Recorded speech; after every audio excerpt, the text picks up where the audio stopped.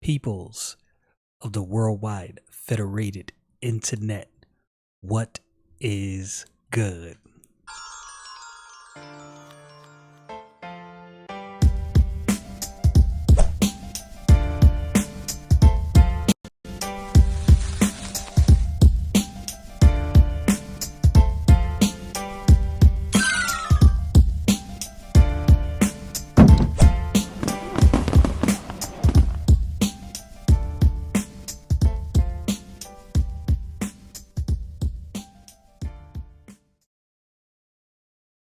And returning we are. Today we're going to be in the book of Exodus, chapter 11 and verse 1. So without further ado, we are going to get right into this. All right. Exodus 11, verse 1. And the Lord said unto Moses, Yet will I bring one plague more upon Pharaoh and upon Egypt. Afterward, he will let you go hence. He shall let you go. He shall surely thrust you out hence altogether. I wonder if it ever dawned on Moses, or if he ever thought about it, that he literally has access to all the information. Moses knows the Most High God of heaven and earth. Now, I'm not gonna act like we don't have similar issues with the way we view things in our lives today. Those of us who are saved now, understand when I say this, I gotta add caveats. God is not your magic genie. There is no biblical obligation for your life to go the way you want it to go. Will God bless you in your life? Both believers and non-believers, yes. Will things in your life go good? Yes. Will everything in your life go as you want it to go? That's not how life works. That's not how life works at all. Nor is there any promise of that biblically. But what happens a lot is Moses, and I don't know if he realized this, if this dawned on him from his actions. I'm inclined to think maybe it didn't, but the same thing happens to us. This is what I mean. We don't know how our life is going to end up. We don't know what direction our life is going to go in. Now, for a non-believer, I would not hold them to this same standard, obviously, clearly. But knowing what you know about the Bible, those of you who do believe the Bible, when things happen in your life and you get all worked up and bent out of shape, ask yourself, and this is to me as well, because I do this. I get bent out of shape sometime. Ask yourself, does this make sense? Do you believe God is sovereign, like you say, like the Bible teaches? Do you believe God has all knowledge? If you truly believe that, now I'm not saying that you're going to go through a tumultuous time and be happy about it. Just keeping it real. Just being honest. Sometimes I think the one thing that we lack amongst ourselves, believers, especially when we're talking to one another, is we lack honesty around real life issues, right? Like I can sit here and tell you, no matter what happens, no matter what goes on, I'm always in a good mood. I'm always happy about every situation. That would be a lie. Period. I get down. I'm not a depressed person, right? I've never suffered from depression, but I get depressed about stuff when things don't go how I imagine I wanted it to go. And a lot of times I have to rein myself in with this same thought. Like, yo, I claim to believe the Bible. If I believe the Bible, then I believe God has all knowledge and all power. I don't know what's going on. I don't know the ins and outs, but I know God has all power. So what am I so worked up about? God is going to move how he moves and do what he does. My job is to fear God, keep his commandments. This is the whole duty of man.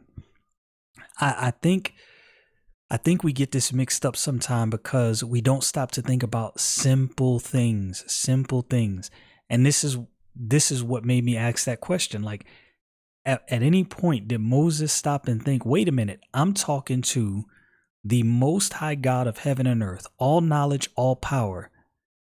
He knows everything that's going to happen. He knows what's going to happen with me, what direction I'm going to go in. So he knows how all of this is going to work out. So let me just do what he said to do. I don't understand how this is going to work out. I don't see my way out, but let me just fall in line and do what he says to do, because I have access to all the information. He has it all. I think, again, put myself in Moses' shoes. I'm going to do the same thing and make the same decisions that Moses made and be worried about the same things. And I know that about myself because in my own life, I worry about things that I shouldn't worry about. I have no control over. That was a long one. I didn't expect to go there with that, but that's what I thought about as I was reading that. Verse 2, speak now in the ears of the people and let every man borrow of his neighbors and every woman of her neighbor jewels of silver and jewels of gold. Think about that. Think about them borrowing things from the Egyptians who they're really servants and serfs to at this point. Well, that doesn't make sense. I would imagine that there was some people in the crowd that were like, wait, what? So these people enslave us and now they're going to let us borrow things? Like, how's that work? And in verse 3, the Bible says, and the Lord gave the people favor in the sight of the Egyptians. Now, you have to think about everything that's going on at this time, all the plagues that have befallen the people of Egypt. If you know anything about Egyptian history, Egyptians were very superstitious people, like most cultures, right? The Romans were superstitious. The Greeks were superstitious, but the Egyptians were superstitious people. Couple that with everything they've seen transpire with all of these plagues, all these things that have befallen Egypt, yet the children of Israel have been all right. They've been taken care of. So in their mind, you got to think, you put yourself in that shoes. If I'm an Egyptian, I'm like, yo, I don't know what's going on. I don't know what Pharaoh's doing. But I know the children of Israel got something. These Hebrew people got something that I don't want to upset. So I think I want to be in line with these people. And I think that's why they had favor with the Egyptians. Moreover, the man Moses was very great in the land of Egypt and in the sight of Pharaoh's servants and in the sight of the people. Again, as another strike to Pharaoh's ego, Moses is seen as a great man amongst Pharaoh's servants and the people. And you know that definitely got under the skin of Pharaoh. That probably ticked him off. That was probably, of all of the things that happened, that was probably one of the tipping points. Like, I'm sure he wanted Moses' head on a stake. And Moses said, thus saith the Lord, about midnight will I go out in the midst of Egypt, and all the firstborn in the land of Egypt shall die, and the firstborn of Pharaoh that sitteth upon the throne, even unto the firstborn of the maidservant that is behind the mill, and all of the beasts. And then shall be a great cry throughout all the land of Egypt, such as there was none like it, nor shall be like it any more. But against any of the children of Israel shall not a dog move his tongue against man or beast, that ye may know how the Lord doth put a difference between the Egyptians and Israel.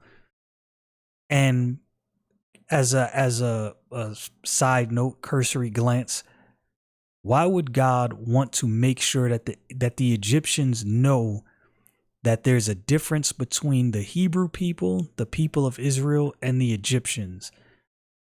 I think God was setting a precedent here, letting people know that I am not your idols. I am not your false gods. There is a clear difference between the people who worship and honor and praise me versus everyone else. And God is making a clear distinction between these two groups, again, setting a precedent. And all these thy servants shall come down unto me and bow down themselves unto me, saying, Get thee out, and all the people that follow thee, and after that I will go out. And he went out from Pharaoh in a great anger. And the Lord said unto Moses, Pharaoh shall not hearken unto you, that my wonders may be multiplied in the land of Egypt. So here's the thing. Pharaoh, so people look at the Old Testament, and it's funny how two people can look at something and see it so differently. I've talked to people, atheists, people who are not necessarily atheists but agnostic, on the fence, and they look at a lot of these accounts in the Old Testament, and in their minds they're like, well, I just can't reconcile why God would do this to these people. But what they're not thinking about, one, all men come from Adam and Eve. We are all God's creation. That's the first thing. We were all created. Our duty, as stated in the book of Ecclesiastes, is to fear God and keep his commandments. We're not holding up our end of the bargain. The people of Israel helped Egypt in a time of great turmoil when most people would have died of famine via Joseph. All right, boom. Years pass. This is forgotten about. The children of Israel, the Hebrew people, multiply. Pharaoh at the time gets it in his mind, if we keep letting these people multiply, they're in our good farmlands, they're going to take over our country. But to that point, there was no problem between the Hebrew people and the Egyptians. Everything was copacetic. For whatever reason, Pharaoh got this in his head.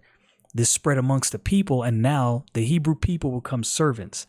And they had some hard tasks set on them. So this wasn't a nice situation.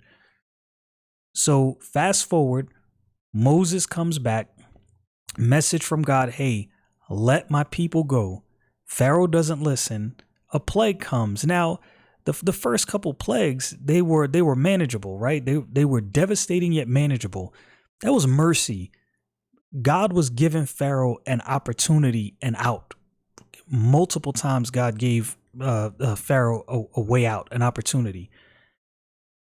Again, Pharaoh didn't listen. Now you get to the point where God says, this is what I'm going to do, even to your firstborn. But listen to what he says in verse 9. And the Lord said unto Moses, Pharaoh shall not hearken unto you, that my wonders may be multiplied in the land of Egypt. So what that means is Pharaoh had the opportunity. All he had to do was say, you know what?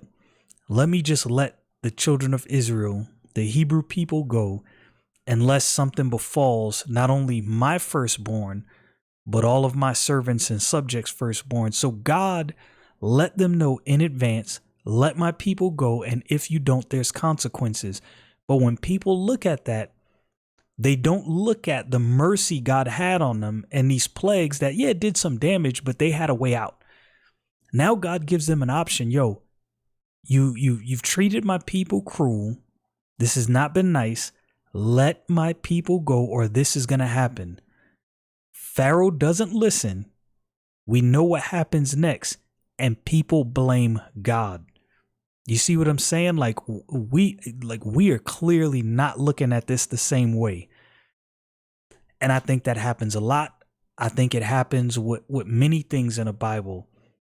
We view these things, and all we see is or all we pay attention to is God's response to us after we have jumped over every boundary and every barrier, but we don't look at the fact that people are jumping over boundaries and barriers before that judgment comes. Verse 10, I don't know if I read it. And Moses and Aaron did all these wonders before Pharaoh, and the Lord hardened Pharaoh's heart so that he would not let the children of Israel go out of his land. And Pharaoh is going to pay a huge price for not listening to what Moses and Aaron said to him concerning the firstborn. And this is going to get really, really devastating in the land of Egypt. Y'all know what it is. Stay frosty, people.